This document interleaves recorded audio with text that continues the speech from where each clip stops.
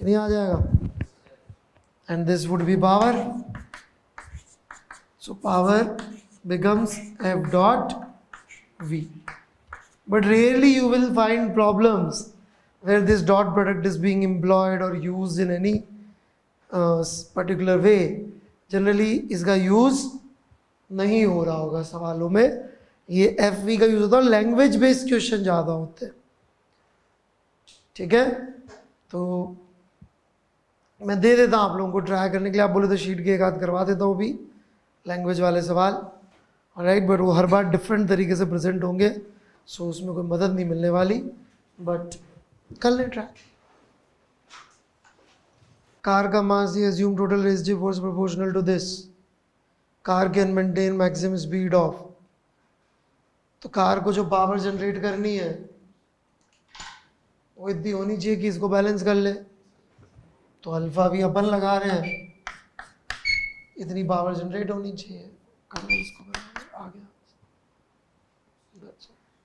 आया समझ में? तो अलग अलग लैंग्वेज के सवाल मिलेंगे. Centre of mass, momentum and collision. तो सेंटर ऑफ मास को लेके क्या नहीं है, क्या गड़बड़ है, पहले ये बात कर लेते हैं. क्या सही है बाद में कर लेंगे.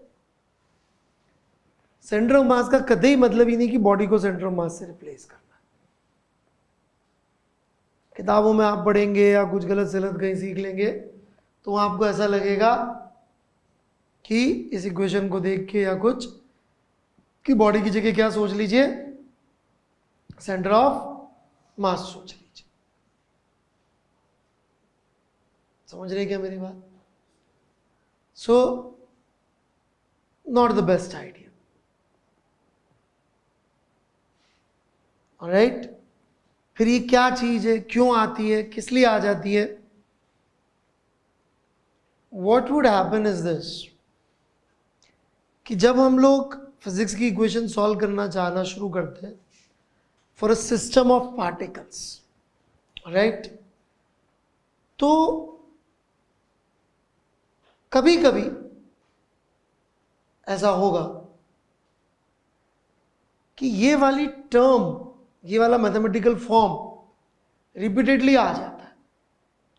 तो लोगों ने जो ऑब्जर्व किया, एक जैसी मैथमेटिकल टर्म बार बार आ रही, बार बार आ रही, बार बार आ रही, तो उन्होंने कहा इसका एक नाम रख देते हैं. And that name is centre of.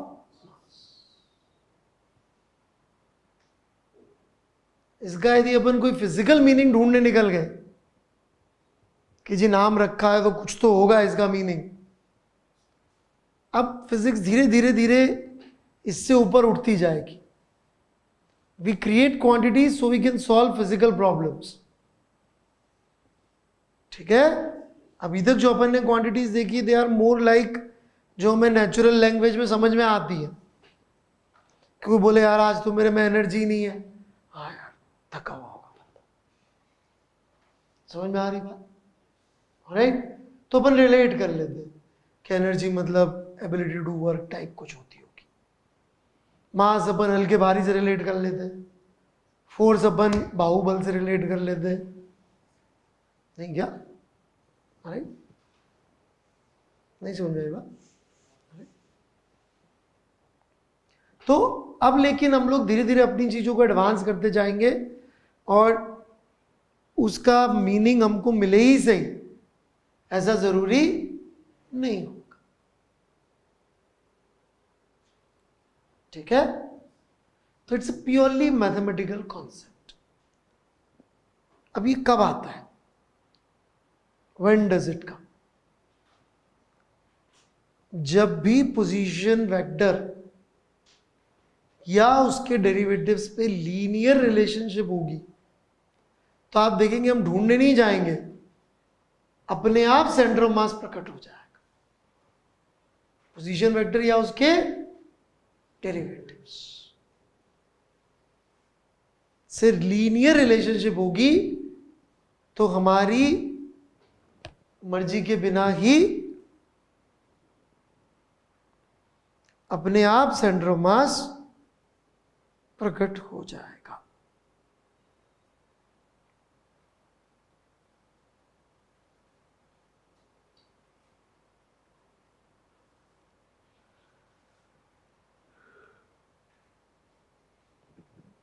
समझ में आ रही है क्या मेरी बात या नहीं आ रही? हम नहीं ढूंढने जाएंगे, ठीक है? तो थोड़ा सा मैं चाहूंगा कि अपन अपने को थोड़ा मैच्योर साइड में लेके जाए और फिजिक्स की इक्वेशंस जो कि प्रॉब्लम सॉल्विंग के लिए बनाई गई है उनको हम लोग प्रॉब्लम सॉल्विंग के ही पर्सपेक्टिव से देखें, रादर देन कि जी इसका हर बार कोई फिजिकल सिग्निफिकेंस या मीनिंग हो ही से, ठीक है? तो what is centre of mass, how it is defined, what is the idea behind this saying linear dependence वाली बात, तो सब धीरे धीरे we will reveal it to you. तो लेट्स से हमारे पास एक सिस्टम है,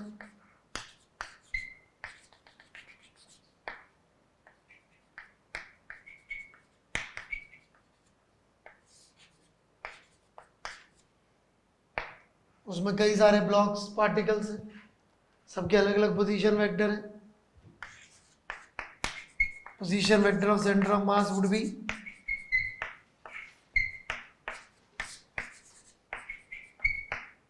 समेशन एम आई आ रही अपॉन समेशन एम आई।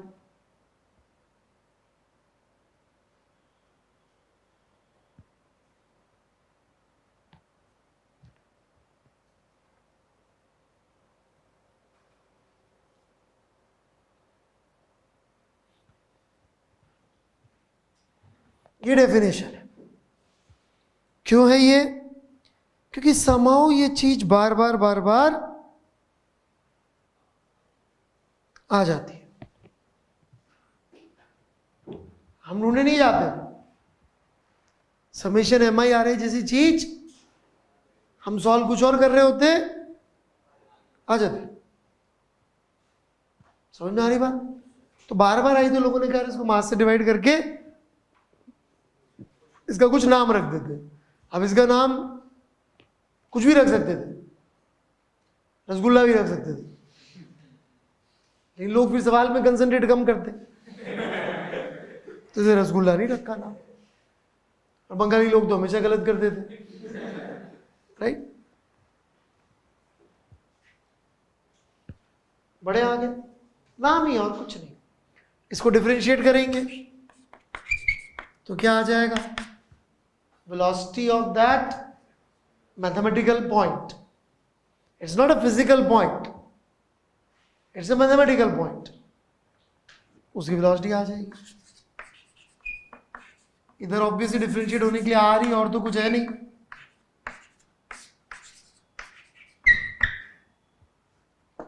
एक बार और डिफरेंशिएट कर देंगे यार,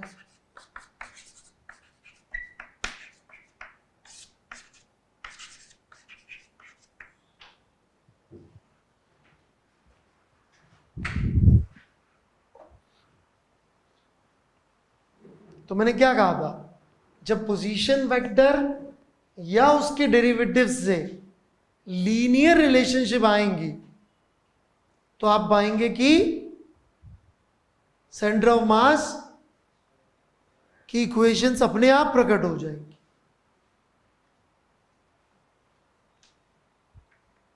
और जब नहीं होंगी उनसे रिलेशनशिप तब नहीं आएंगी सेंटर ऑफ मास की। That's all. जैसे कि मान लीजिए कोई बॉडी है, उसकी पोटेंशियल एनर्जी लिखनी है हमको,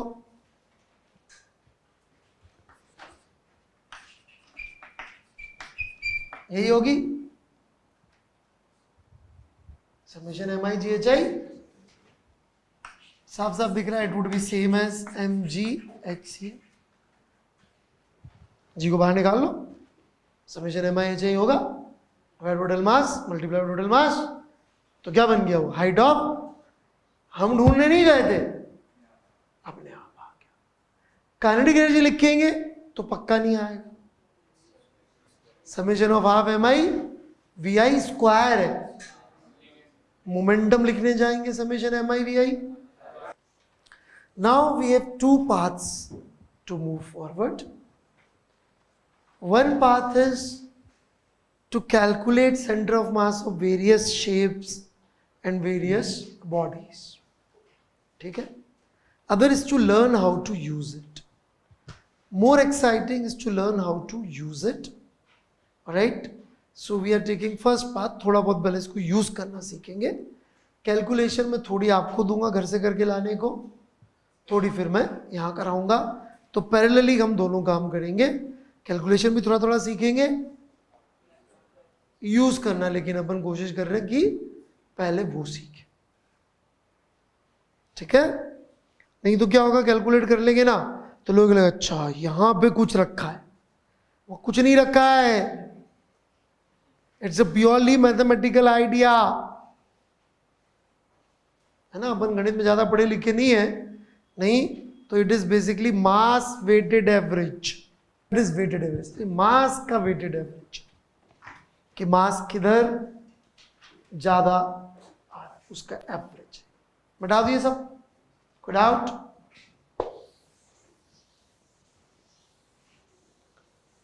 सो directly we will like to go to the theorem where this equation appears. All right. So it again starts with the system. तो एक सिस्टम के लिए यदि अपन न्यूटन का सेकंड लॉ लिखेंगे तो उसके लिए पहली स्टेप ये होगी कि हम एक पार्टिकल के लिए लिखें. से वर्क एनर्जी थ्योरम में भी क्या था, पहले एक पार्टिकल के लिए लिखा, फिर सबको जोड़ दिया, कुछ फायदे हुए कुछ नुकसान हुए, जो भी हो देख दे. अरे तो एक पार्टिकल पे लग रहे यदि हम सारे फोर्सेस लिखें तो उस पर कई फोर्सेस तो ऐसे होंगे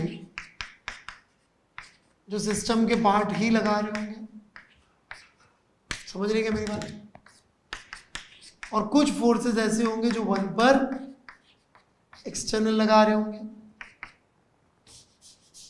this would be equal to m1 a1 which can also be written as d by dt of m1 v1.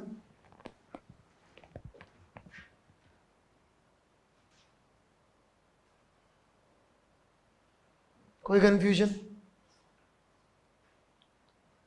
F1 external force का मतलब क्या होता है? किसको बोलेंगे एक्सटर्नल? जिसका थर्ड लो पे सिस्टम के पार्ट्स पे ना लगे. ठीक है.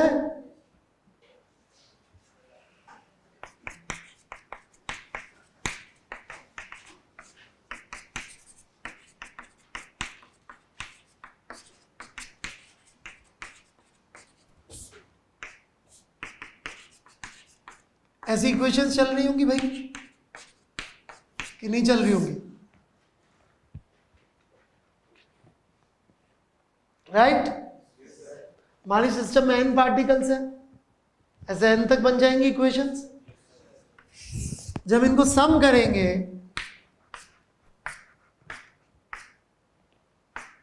ये टर्म्स कटती जाएंगी. क्यों कट जाएंगी, कौन समझाएगा? हाँ भाई, थर्ड लो पेयर है, इक्वल एंड अपोजिट होंगे, लेकिन एक्सटर्नल वाले बच जाएंगे. तो अपनी इस तरफ बचेगा summation of all external forces. Can you see the difference from work power energy? वहां क्या हुआ था, वहां क्या हुआ था? इंटरनल फोर्सेस का नॉन कंजर्वेटिव हो गए थे, वो जीरो हुए थे क्या? वो नहीं, इंटरनल फोर्सेस का वर्क वहां पे जीरो नहीं आया था, जबकि यहां पे जीरो है मोमेंटम में उनका कंट्रीब्यूशन. इसको जोड़ेंगे तो समेशन एम आई आई बन जाएगा. आप चाहें तो मैं सीधे MACM लिख दूं क्या? मैं तो ढूंढने नहीं गया था, मैं तो फिजिकल डो में लगाने गया था. But I have discovered very very very important equation. This equation is 50% of the most important chapter of the mechanics. What is the most important chapter of mechanics? 50% of rotational dynamics is this equation.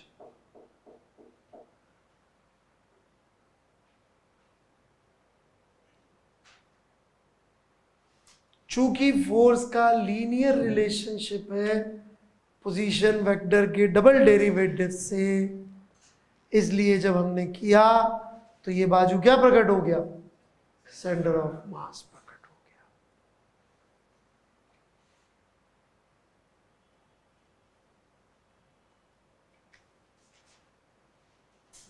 और एक और equation आई है, वो भी लिख लेते हैं अपन।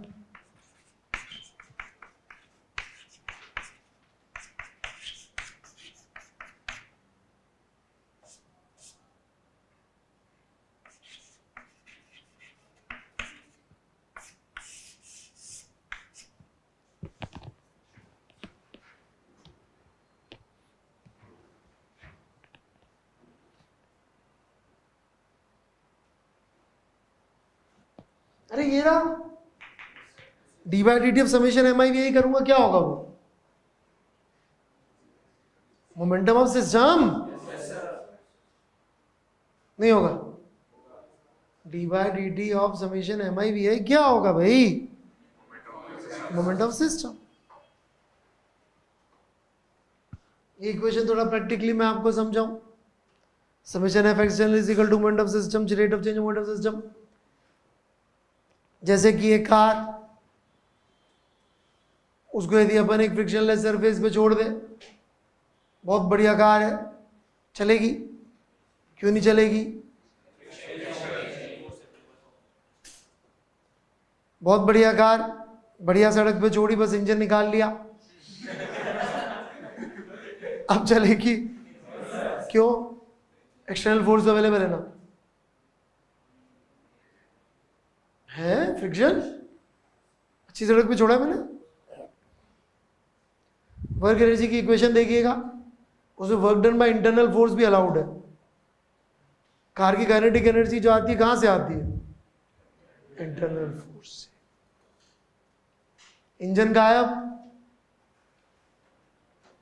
तो इंटरनल फोर्स ही, इंटरनल कोई बचा ही नहीं वर्क करने वाला। अमेजिंग बात है, कार की काइनेटिक एनर्जी का कॉज क्या है? इंजन। मोमेंटम का? फ्रिक्शन। मोमेंटम कितना वर्क, फ्रिक्शन कितना वर्क करता है कार पे? 0। स्टैटिक लगता है, बताया था मैंने। या मान लीजिए कोई रनर है, हुसैन बोल्ट, उसको पानी में पटक दे, दौड़ बेटा स्विमिंग पूल में, दौड़ेगा? अच्छे जूते भी दे दे, हैं? नहीं दौड़ पाया, क्यों? फ्रिक्शन ही नहीं। पर जब वो दौड़ता है तो जिसकी काइनेटिक एनर्जी आती है वो कहां से आती है?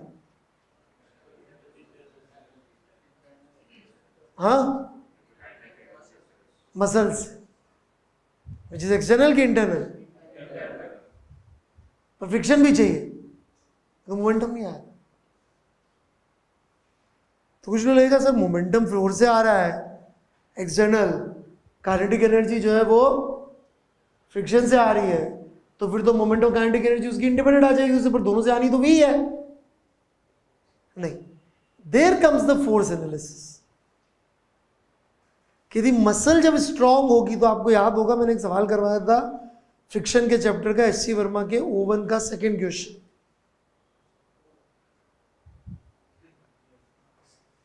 वॉकिंग ऑन आइस, उसमें मैंने समझाया था कि मसल्स का क्या काम हो रहा है। यदि मसल स्ट्रांग होगी तो वो फुट को ज्यादा जोर से पीछे पुश करेंगी, जितनी जोर से पुश करेंगी उतना ज्यादा फ्रिक्शन डेवलप होगा। तो in that way they are related. But यदि अपन फिजिक्स की क्वेश्चंस देखें तो ऐसा लगता है कि energy can come from internal and external both forces, whereas momentum can come only from external forces.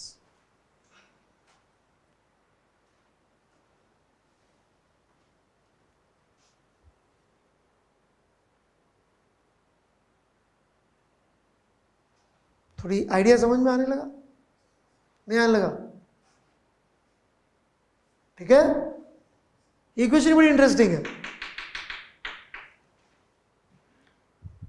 ऐसा नहीं है कि वो तो इक्वेशन लिखने का तरीका अपना, बट एनर्जी जो है वो इंटरनल फोर्स भी दे सकते हैं एक्सटर्नल, लेकिन मोमेंटम एक्सटर्नली दे पाएंगे।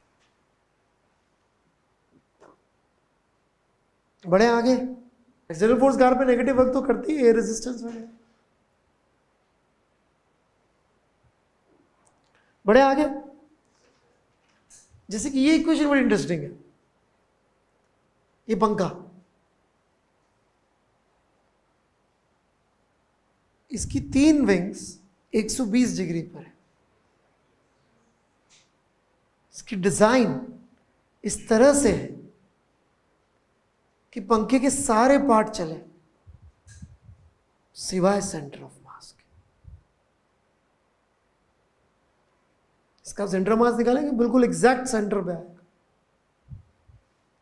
क्योंकि यदि इसका सेंटर ऑफ मास चलेगा तो फिर ये ऐसे ऐसे कोनिकल पेंडुलम जैसे घूमेगा, और जो नीचे लोग बैठे होंगे डरेंगे कि मेरे ऊपर तो नहीं गिर जाए। 145, फर्स्ट चैप्टर 145। इस इक्वेशन का यूज है बस।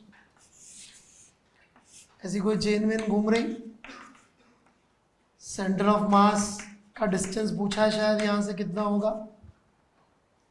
फोर्स बनाएंगे तो एक टेंशन का फोर्स लग रहा होगा, एक mg का, लेकिन हमें किसका मोशन देखना है? सिर्फ इस इक्वेशन के हिसाब से किसका मोशन देखना है? सिर्फ। बाकी की बॉडी क्या कर रही है इसे मतलब नहीं है। जैसे इस पंखे की डिजाइन ऐसे करी है कि इसका सेंटर ऑफ मास मूव नहीं करे। व्हील के अंदर इस बात का ध्यान रखते हैं कि पूरा व्हील चले पर सेंटर ऑफ मास एक्सेल पे ही रहे, क्योंकि व्हील का सेंटर ऑफ मास थोड़ा सा भी डिस्टर्ब हो जाएगा तो ऐसे ऐसे घूमेगा, और वो बदले में गाड़ी को भी रिवर्स फोर्स लगाना पड़ेगा, तो गाड़ी ऐसे हिल के चलेगी।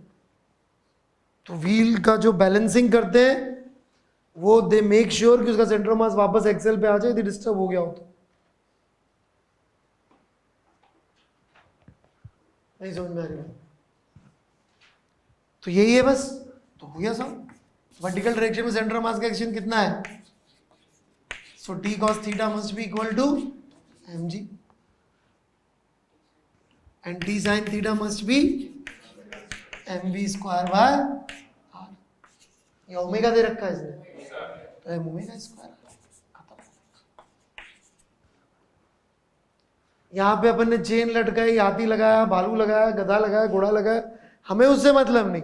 सेंटर ऑफ मास का एक्शन देखने के अलावा किसी का एक्सीलरेशन देखने की जरूरत नहीं है यदि आप एक्सटर्नल फोर्स का इफेक्ट देखना चाहते हैं तो। यदि सिर्फ एक्सटर्नल फोर्स का इफेक्ट देखना है तो all you need to look at is the motion of centre of mass. इसका मतलब ये नहीं इंटरनल फोर्सेस गायब हो जाते, दे आर देयर। कुछ केसेस में तो दे आर द रीजन की चीजों के पास एनर्जी आती है, राइट? या जैसे कि ये पेन देना, अब जैसे मैं इस पेन को खींच रहा हूं, इसके ढक्कन को कौन लगा रहा है फोर्स? कौन से? इंटरनल हो गया ना सिस्टम के लिए। इस ढक्कन के मोशन के लिए इंटरनल फोर्स जिम्मेदार है, पर सिस्टम के सेंटर ऑफ मास के लिए मोशन के लिए एक्सटर्नल फोर्स जिम्मेदार। आई बात समझ में? सवाल आया सबको समझ में? सॉल्यूशन कोनिकल पेंडुलम है, फोर्स आप बोलेंगे सर ये तो पर mg इधर लग रहा है उधर लग रहा है, लोकेशन ऑफ फोर्स इंपॉर्टेंट है क्या? इक्वेशन बोल रही है क्या फोर्स कहां लिखना है, कहां लग रहा है, इंपॉर्टेंट है क्या? नहीं। आप तो x का फोर्स देख लो, x का एक्सेलरेशन देख लो, किसका? सेंटर ऑफ मास। क्या है? मैथमेटिकल पॉइंट है, फिजिकल पॉइंट नहीं है।